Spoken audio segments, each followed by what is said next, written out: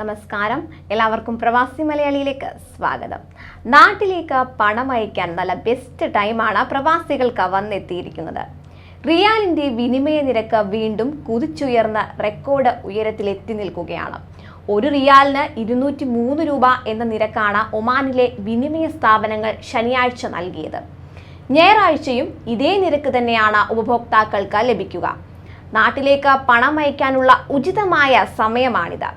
ഇതുകൂടാതെ സൗദി റിയാലിന്റെ വിനിമയ നിരക്കും ഉയർന്നിരിക്കുകയാണ്. ഈ സാഹചര്യത്തിൽ രാജ്യത്തെ സഞ്ചാരികൾ വിദേശ രാജ്യങ്ങളിലേക്കുള്ള യാത്ര കൂടുതൽ ഉപയോഗപ്പെടുത്തുന്നതായി റിപ്പോർട്ടുകളുണ്ട്. റിയാലിന്റെ മൂല്യം ഉയർന്നതോടെ ആളുകൾ ഇത് ഉപയോഗപ്പെടുത്താനുള്ള തിരക്കിലാണിപ്പോൾ. ഒമാൻ റിയാലിന്റെ വിനിമയ നിരക്ക് കഴിഞ്ഞ കുറെ ദിവസമായി ഉയരുകയാണ്. മെയ് 9 ഒരു റിയാലിന് 200 രൂപ എന്ന നിരക്കിലെത്തിയ ശേഷം വിനിമയ നിരക്ക് താഴേക്ക് പോയിട്ടില്ല.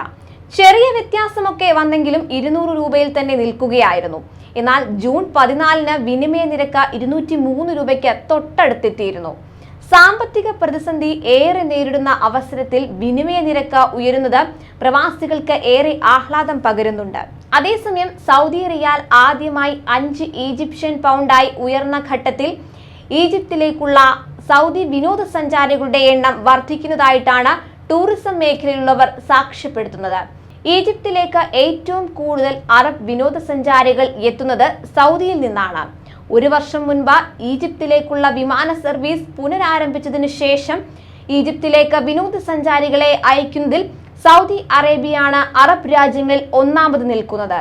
ഈജിപ്തിലേക്ക് വരുന്ന അറബ് വിനോദസഞ്ചാരികളുടെ എണ്ണം മുൻ വർഷത്തേക്കാൾ കൂടി വരികയാണെന്നും ഈജിപ്തിലേക്ക് അറബ് രാജ്യങ്ങളിൽ നിന്നുള്ള സഞ്ചാരികളുടെ ഒഴുക്ക് തുടരുന്നതായും Egyptian federation of tourism chamber of tourism കമ്പനികളുടെ അറബ് ടൂറിസം കമ്മിറ്റി മേധാവി മുഹമ്മദ് തർവാത്ത് പറഞ്ഞു. ടൂറിസ്റ്റുകളുടെ വരവ് വർദ്ധിച്ച സാഹചര്യത്തിൽ ഗ്രേറ്റർ കെയ്റോയിലെയും നോർത്ത് കോസ്റ്റിലെയും ഹോട്ടലുകളിലെ താമസ നിരക്കും ഗണ്യമായി വർദ്ധിച്ചിട്ടുണ്ട്. എന്തായാലും റിയാലിന്റെ വിനിമയ നിരക്ക് കൂടി നിൽക്കുന്ന ഈ അവസരം പ്രവാസികൾ എല്ലാവരും പരമാവധി പ്രയോജനപ്പെടുത്താൻ ശ്രമിക്കുക.